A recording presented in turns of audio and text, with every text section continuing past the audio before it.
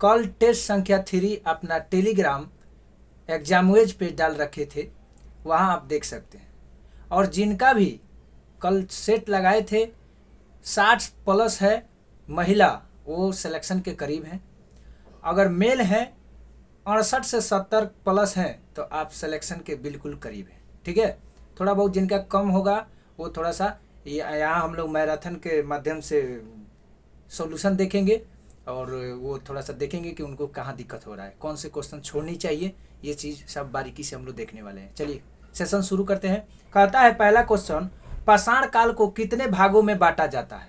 तो पाषाण काल को 3 भागों में बांटा जाता है, यानी ऑप्शन बी हो जाएगा। तो कौन कौन? पूरा पाषाण काल, मध्य पाषाण काल और नव पाषाण काल, ध्यान रखेंगे। क्वेश्चन नंबर 2 कहता है कि महास्नानागार किस नगर से प्राप्त हुआ है? तो ऑप्शन हो जाएगा मोहनजोदड़ो, यानी मोहनजोदड़ो की अगर बात करेंगे तो ये सिंधु नदी के किनारे है पाकिस्तान में, ध्यान रखेंगे। क्वेश्चन नंबर 3 कहता है कि गौतम बुद्ध का जन्म कब हुआ था? तो गौतम बुद्ध का जन्म हुआ था 563 ईसा पूर्व, बीसी को कहते हैं ईसा पूर्व। तो इसका मृत्यु भी देख लेंगे कब हुआ था, ध्यान रखेंगे। क्वेश्चन नंबर 4 कहता है कि सर्वप्रथम ब्राह्मणी लिपि किसने पढ़ा? तो पढ़ा था जेम्स प्रिंसेप ने। क्या पढ़ा था? जेम्स प्रिंसेप ने पढ़ा था 1837 में, ध्यान रखेंगे। अशोक का शिलालेख पढ़ा था। क्वेश्चन नंबर 5 कहता है कि समुद्रगुप्त की प्रशस्ति किसने लिखी? तो ये हरिसेन ने लिखा था। ये कहाँ है? प्रयागराज में, ध्यान रखेंगे। क्वेश्चन नंबर 6 कहता है कि नालंदा विश्वविद्यालय के विनाश के कारण कौन थे? तो ऑप्शन 1 मुसलमान थे।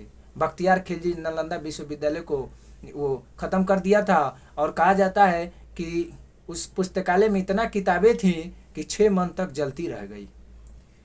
क्वेश्चन नंबर 7 कहता है कि डच ईस्ट इंडिया कंपनी ने किस वर्ष अपनी फैक्ट्री पटना 32 में सर्वप्रथम कब किया था? 1605 ईस्वी में मुसलीपट्टनम है कहाँ? आंध्र प्रदेश में, ध्यान रखेंगे।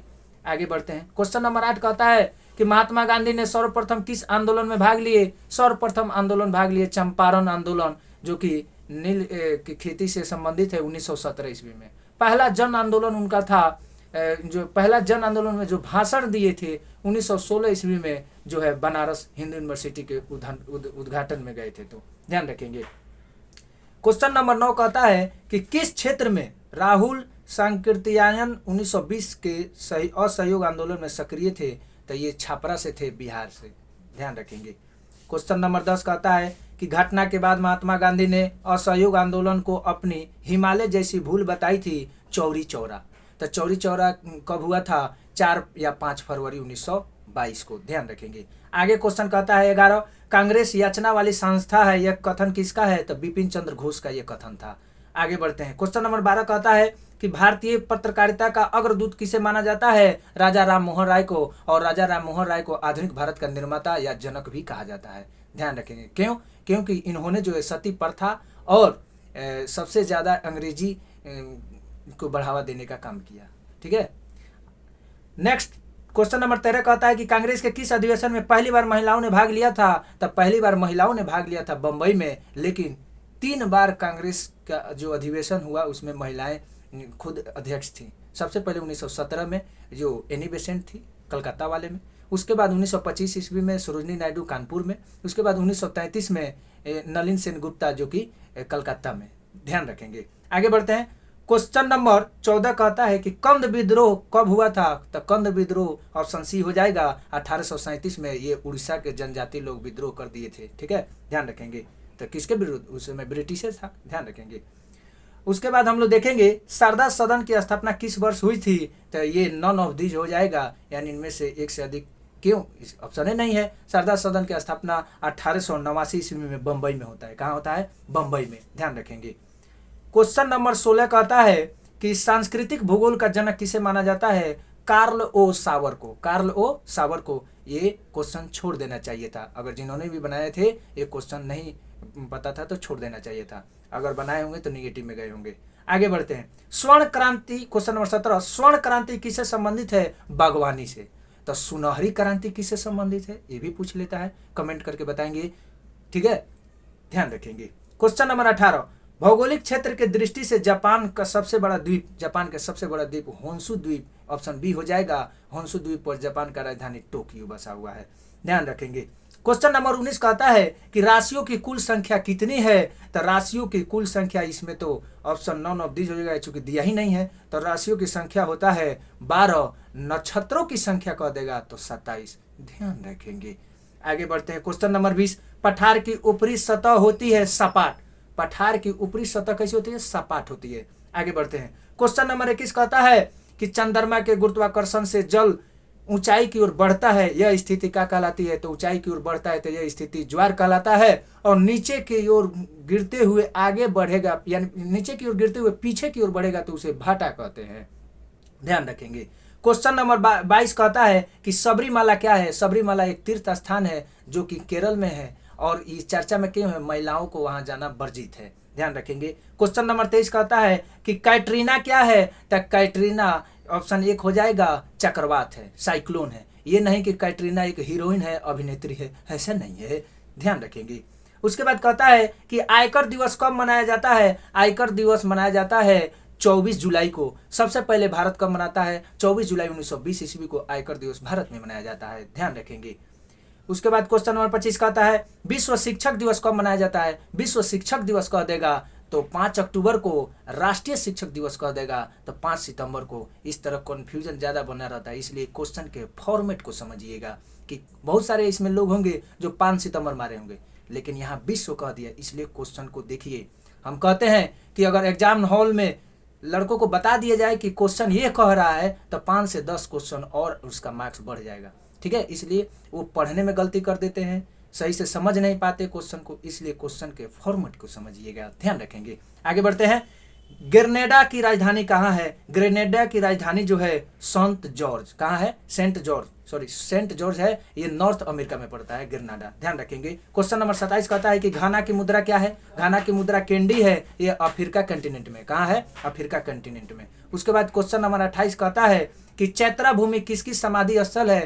तो चैत्रा भूमि ये भीमराव अंबेडकर साहब का है, मुंबई के दादर में है, कहाँ है? मुंबई के दादर में, ध्यान रखेंगे। उसके बाद क्वेश्चन कहता है 29, साहित्य अकादमी की स्थापना किस वर्ष हुई थी? 1954 में, और इसका मुख्यालय कहाँ है? नई दिल्ली में। तो ललित कला के कब हुआ था? 1953 में, मुख्यालय नई दिल्ली, ध्यान रखेंगे। उसके बाद क्वेश्चन नंबर 30 कहता है कि बाथ पार्टी किस देश की राजनीतिक दल है? बाथ पार्टी किस देश का राजनीतिक दल है? तो इराक का है। तो क्वेश्चन पूछता है कि इराक का गुप्तचर का नाम क्या है? अल मुखबरात। तो अल मुखबरात जब इराक का है तो मुखबरात किसका है? मिस्र का है, ध्यान रखेंगे। ईरान का गुप्तचर संख्या सवाक, और सबसे ज्यादा कह देगा शक्तिशाली गुप्तचर कह देगा तो मोसाद इजराइल का, ध्यान रखेंगे। आगे बढ़ते हैं। कहता है क्वेश्चन नंबर 31, किसको कायम करके शांति को सर्वोत्तम रूप में पाया जा सकता है? इसमें ऑप्शन हो जाएगा 1 से अधिक, यानी स्वतंत्रता को भी, समानता को भी, न्याय को भी, तीनों को एक साथ ले लेंगे तो शांति सर्वोत्तम रूप से पाया जा सकता है। क्वेश्चन नंबर 32 कहता है भारतीय संविधान के किस अनुच्छेद में गौ हत्या पर प्रतिबंध लगा दिया गया है? तो ये आर्टिकल 48, ऑप्शन सी हो जाएगा। इसका मतलब ये हुआ कि ये डीपीएसपी में है, यानी राज्य के नीति निर्देशक तत्व में है। तो 48 के एक क्या कहता है? पर्यावरण संरक्षण और वन जीवों की रक्षा की संरक्षण की बात करता है। आगे बढ़ते हैं। किस सभा का, क्वेश्चन नंबर 33, किस सभा का अध्यक्ष उसका सदस्य नहीं होता है? तो राज्यसभा का अध्यक्ष उसका सदस्य नहीं होता है। आप जानते हैं कि उपराष्ट्रपति राज्यसभा के पदेन सभापति के रूप में बैठते हैं, तो इसलिए ये कहा गया है। लेकिन उपराष्ट्रपति के वेतन की कोई चर्चा नहीं है। राज्यसभा के सभापति के रूप में उनको वेतन दिया जाता है, और वेतन दिया जाता है 4 लाख, ध्यान रखेंगे। आगे बढ़ते हैं। क्वेश्चन नंबर 34 कहता है कि एक उच्च न्यायालय का न्यायाधीश अपना त्याग पत्र संबोधित करता है। उच्च न्यायालय यानी हाई कोर्ट के न्यायाधीश किसको करेगा? तो राष्ट्रपति को, ठीक है, ध्यान रखेंगे। क्वेश्चन नंबर 35 कहता है भारतीय संविधान की प्रकृति क्या है भाई? तो प्रकृति है, प्रकृति में संघीय किंतु भावना में एकात्मक। ये नेचुरली संघीय है लेकिन भावना में क्या है? एकात्मक है, ध्यान रखेंगे। क्वेश्चन नंबर 36 कहता है कि आपात उपबंध का उल्लेख संविधान के किस भाग में है? तो भाग 18 में है। ये आपात कहाँ से लिया गया है? जर्मनी से, लेकिन एकमात्र वित्तीय आपात लिया गया है यूएसए से, ध्यान रखेंगे। आगे बढ़ते हैं। आंध्र कहता है क्वेश्चन 37, आंध्र प्रदेश का गठन किस वर्ष हुआ था? तो आंध्र प्रदेश का गठन आप जानते हैं कि भाषा के आधार पर पहला राज्य का गठन आंध्र प्रदेश 1953 ईस्वी में होता है। आगे बढ़ेंगे। इसमें 1 से अधिक हो गए, यानी दिया ही नहीं था। क्वेश्चन नंबर 38, द्वितीय पंचवर्षीय योजना किस मॉडल पर आधारित थी? ये मॉडल पर आधारित थी पीसी महालनोबिस। ठीक है, आप जानते हैं कि 1951 से 56 तक ये प्रथम चला, उसके बाद 56 से 61 तक ये दूसरा चला। इसमें जो है 3 चीजें प्रमुख थी, BDR, बी से भिलाई, डी से दुर्गापुर, आर से राउरकेला। यानी भिलाई की स्थापना होता है 1955 में, दुर्गापुर की स्थापना होता है 1956 में और राउरकेला की स्थापना होता है 1959 में। ये क्या है? स्टील फैक्ट्री है, ध्यान रखेंगे। आगे बढ़ते हैं। नई शिक्षा नीति भारत सरकार द्वारा कब घोषित किया गया? तो नई शिक्षा नीति भारत सरकार द्वारा 29 जुलाई 2020 को घोषित किया जाता है और सबसे पहला प्री प्राइमरी बोर्ड यानी नई शिक्षा नीति लागू करने वाला उत्तराखंड उभर के आता है, ध्यान रखेंगे। क्वेश्चन नंबर 40 कहता है निम्नलिखित में से कौन सा एक राष्ट्रीय खाद्य सुरक्षा मिशन में शामिल नहीं है? राष्ट्रीय खाद्य सुरक्षा मिशन में शामिल नहीं है, ये तिलहन है। तो कह देता कि तिलहन क्रांति कब आया है? तो 1986 में तिलहन क्रांति आया था भारत में, ये भी ध्यान रखेंगे साथ साथ। क्वेश्चन नंबर 41 कहता है कि भारत में योजना आयोग की स्थापना कब हुई? भारत में योजना आयोग की स्थापना 1950 में, ऑप्शन सी हो जाएगा, लेकिन एग्जैक्ट डेट की बात करेंगे तो 12 मार्च 1950 ईस्वी को हो जाएगा, ध्यान रखेंगे। योजना आयोग के अध्यक्ष प्रधानमंत्री होता है, इसको भी ध्यान रखना होगा। आगे बढ़ते हैं। क्वेश्चन नंबर 42 कहता है भारतीय जीवन बीमा निगम की स्थापना कब होती है? तो भारतीय जीवन बीमा निगम की स्थापना होती है 1 सितंबर 1956 को। वर्तमान में इसका अध्यक्ष यानी चेयरमैन कौन है? सिद्धार्थ मोहंती। कौन मोहंती? सिद्धार्थ मोहंती। आगे बढ़ते हैं। क्वेश्चन नंबर 43 कहता है राजनीति रत्नाकर पुस्तक के लेखक कौन है? चंदेश्वर। कौन? चंदेश्वर, ऑप्शन ए हो जाएगा। आगे बढ़ते हैं। क्वेश्चन नंबर 44 कहता है मोइनुल हक क्रिकेट स्टेडियम कहाँ है? यही पटना में है, बगल में बाजार समिति के पास है, ध्यान रखेंगे। 45 कहता है 45 महावीर मंदिर कहाँ अवस्थित है? तो पटने में न है, जंक्शन के पास, ध्यान रखेंगे। आइएगा मिलने के लिए अगर जो बिहार से बाहर के हैं। क्वेश्चन नंबर 46 कहता है काकोलत जलप्रपात कहाँ है? तो काकोलत जलप्रपात नवादा में है, बीपीएससी कई बार पूछा हुआ है, ध्यान रखेंगे। 47 कहता है कि बिहार में अनुमंडल की संख्या कितनी है? बिहार में अनुमंडलों की संख्या कह देगा तो 101, और बिहार में प्रमंडल कितने हैं? 9, और बिहार में प्रखंड कितने हैं यानी ब्लॉक कितने हैं? तो कह देगा तो 534, ध्यान रखेंगे। ये थोड़ा ज़्यादा बिहार से दे दिया है स्पेशल, इससे घबराने की, चिंतित होने की, भयभीत होने की कोई ज़रूरत नहीं है। मात्र 1 से 2 क्वेश्चन पूछेगा तो पूछेगा, नहीं तो नहीं पूछेगा, ध्यान रखेंगे। ये जानकारी के लिए आपको दिया जा रहा है, प्रैक्टिस के लिए। इसमें मैथ भी थोड़ा सा ज़्यादा है क्वेश्चन, मुझे लगता है कि 25 से 30 मैथ बहुत ज़्यादा हो गया, रीजनिंग मिल के, लेकिन इसमें 40 दिया गया है, खैर प्रैक्टिस के लिए दिया गया है, घबराने की कोई बात नहीं है। आगे बढ़ते हैं। क्वेश्चन नंबर 48 कहता है कि बिहार विधानसभा के अध्यक्ष कौन है? अवध बिहारी चौधरी, जो कि आरजेडी से है, ठीक है, ध्यान रखेंगे। क्वेश्चन नंबर 49 बिहार के किस जिले में सर्वाधिक वर्षा होती है? सर्वाधिक वर्षा कह देगा तो किशनगंज। सबसे ज्यादा गर्म और ठंडा गया, दोनों, गर्म भी ठंडा भी गया, ध्यान रखेंगे। बिहार में नक्सलवाद का शुरुआत किस जिले से हुई थी? नक्सलवाद की शुरुआत भोजपुर से। अभी हाल ही में मिनिस्ट्री ऑफ होम अफेयर्स ने कहा था कि बिहार में जो है अभी 6 जिले हैं जहाँ पे नक्सलवाद अभी तक प्रभाव है, ठीक है, ध्यान रखेंगे। क्वेश्चन नंबर 51 कहता है कि गुजरात के राज्यपाल कौन है? तो इसमें तो ऑप्शन ही नहीं दिया गया है, यानी ऑप्शन 5 हो जाएगा। तो कौन होगा? अभी कौन है? आचार्य देवव्रत है। कौन है? गुजरात के राज्यपाल आचार्य देवव्रत है। आगे बढ़ते हैं। क्वेश्चन नंबर 52 कहता है कि सुशासन विनियमों को मंजूरी देने वाला देश का पहला राज्य महाराष्ट्र है। कौन है? महाराष्ट्र है, ध्यान रखेंगे। क्वेश्चन नंबर 53 कहता है गुस्सी की पहली इंडियन ग्लोबल ब्रांड एम्बेसडर कौन बनी है? ये सब क्वेश्चन छोड़ना होता है, जहाँ पे निगेटिव हो इस टाइप के क्वेश्चन छोड़ दिया जाता है। सबसे पहले जरूरी है कि कौन सा क्वेश्चन छोड़ना चाहिए। अगर ये टेक्निक पता चल गया तो आप सिलेक्शन के करीब होते हैं। तो ये सब, लेकिन इसका आंसर क्या होगा? आलिया भट्ट। ये सब क्वेश्चन छोड़ देना चाहिए था। आगे बढ़ते हैं। क्वेश्चन नंबर 54 करता है कि 12वां विश्व हिंदी सम्मेलन कहाँ आयोजित हुआ था? तो कहाँ हुआ था? फिजी के नांडी में। तो सबसे पहले विश्व हिंदी सम्मेलन की शुरुआत कब होती है? 1975 ईस्वी में होता है, नागपुर से, अपने यहाँ से। क्वेश्चन नंबर 55 कहता है 21 जून 2023 को दुनिया भर में कौन सा अंतर्राष्ट्रीय योगा दिवस मनाया गया? तो ये मनाया गया 9वां, ध्यान रखेंगे। क्वेश्चन नंबर 56 कहता है कि अंतरिक्ष में जाने वाली पहली अरब महिला कौन सी बनी है? तो रेयाना बर्नावी। कौन? रेयाना बर्नावी। ये कहाँ की है? सऊदी अरब की है, ध्यान रखेंगे। क्वेश्चन नंबर 57 कहता है कि कहाँ हाल में उड़ने वाले छिपकली की एक नई प्रजाति मिली है? तो ये मिली है मिजोरम में। कहाँ? मिजोरम में, ध्यान रखेंगे। आगे बढ़ेंगे। क्वेश्चन नंबर 58 कहता है कि रणजी ट्रॉफी 2023 विजेता कौन बना है? तो ये विजेता बना है सौराष्ट्र। तो सौराष्ट्र कहाँ है? तो सौराष्ट्र है, ये महाराष्ट्र नहीं समझेंगे, गुजरात में है। विदर्भ महाराष्ट्र में और सौराष्ट्र गुजरात में, ध्यान रखेंगे। और इस उप विजेता कौन बना है? बंगाल बना है। Question number 59, Femina miss India 2023 की विजेता कौन बनी है? नंदिनी गुप्ता। तो नंदिनी गुप्ता का संबंध राजस्थान से है, कोटा से है, ध्यान रखेंगे। क्वेश्चन नंबर 60, नीति आयोग का नया सीईओ किसे नियुक्त किया गया है? तो नया सीईओ है VR सुब्रमण्यम। तो उपाध्यक्ष के है डॉक्टर सुमन के बेरी, ध्यान रखेंगे। नीति आयोग की स्थापना 2015 में, ठीक है। योजना आयोग को हटा करके इसको लाया गया। अब आगे बढ़ते हैं। क्वेश्चन नंबर 61 कहता है संभववाद शब्द का प्रयोग सर्वप्रथम किसने किया था? तो एल फेब्रे। इस टाइप के क्वेश्चन को आप जब नहीं जानते हैं तो टेस्ट क्यों करते हैं? इस टाइप के क्वेश्चन को छोड़ देना चाहिए, नेगेटिव है ना, इसे बचना चाहिए। क्वेश्चन नंबर 62, भारत में हाथी परियोजना कब प्रारंभ हुआ था? 1992 में। हम आपको बताए थे सीरीज में, जापानी सीरीज में, कि 1992 में हाथी परियोजना आता है। और हाथी जो है दिवस मनाते हैं हम लोग 12 अगस्त को। सबसे पहले बताए थे हंगुल परियोजना 1970 में, फिर प्रोजेक्ट टाइगर बताए थे 1973 में, टाइगर दिवस 29 जुलाई को, फिर बताए थे मगरमच्छ 1974 में, कछुआ बताए थे 1975 में, घड़ियाल बताए थे 1978 में, और गेड़ा बताए थे 1987 में, फिर हाथी बताए थे, हाथी परियोजना 1992 में, और डॉल्फिन बताए थे 2009 में, डॉल्फिन दिवस 5 अक्टूबर को। इतना तो बताए थे जीव जंतु से जो संरक्षण आया था। अगर नहीं पता है तो प्लेलिस्ट में वीडियो होगा, देख लेंगे। आगे बढ़ते हैं। कहता है क्वेश्चन नंबर 63, वर्तमान में भारत में कुल कितने जैव मंडल रिजर्व हैं? कितने जैव मंडल रिजर्व हैं जी?